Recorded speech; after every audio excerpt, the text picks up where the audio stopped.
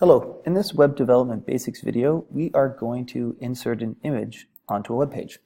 So before I actually do this on my computer, I'm just going to go and pop up W3 Schools, and this is the information about the image tag.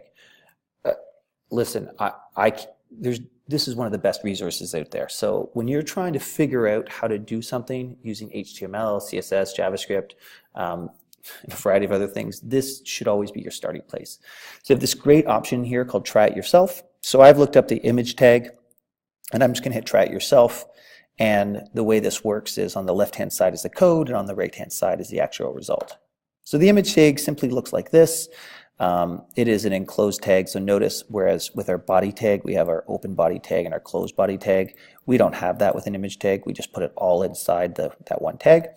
And it's set up where we specify that we want an image.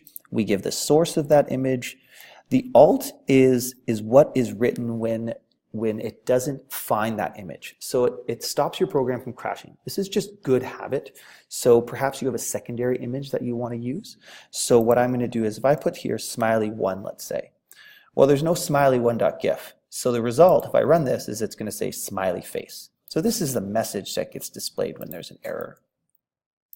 And then I'm going to set my width and my height. So I could set my width here, to 100 by 100 if I want. And I hit run, and then I get a bigger image.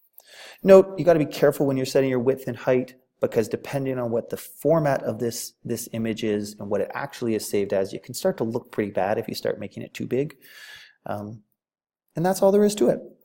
So let's go in and make one ourselves. So I'm going to start off, and I'm going to say, make an template here.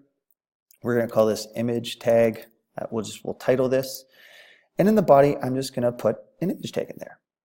So to do this, I'm actually going to take this, I'm going to copy this, and I'm going to paste it in there. And now I have my image tag. Now, you might realize right away what's going to happen.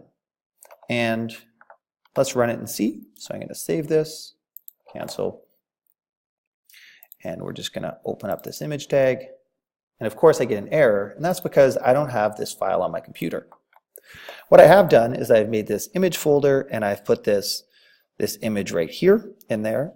And so what I'm going to do is I'm going to navigate, I'm going to reference this. So if I go to image tag, and I'm going to say images / e_sdg space goal space o1.png.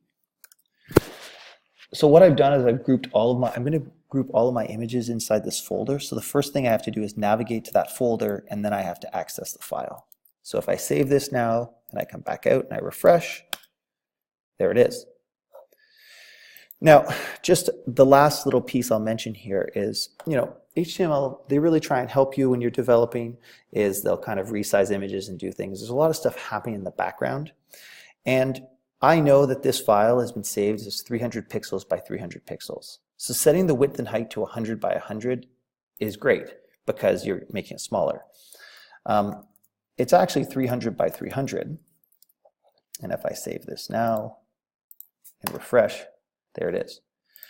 Just be aware that if I set this to 1,000 by 1,000, it will actually try and resize it for me. But what you're going to start noticing here is it starts to look bad. So just being aware of this is really important. And a really important piece is, for all the coding that you do, it's really hard to create something nice if you start off with a bad resolution image. I hope that video helped. Have a great day.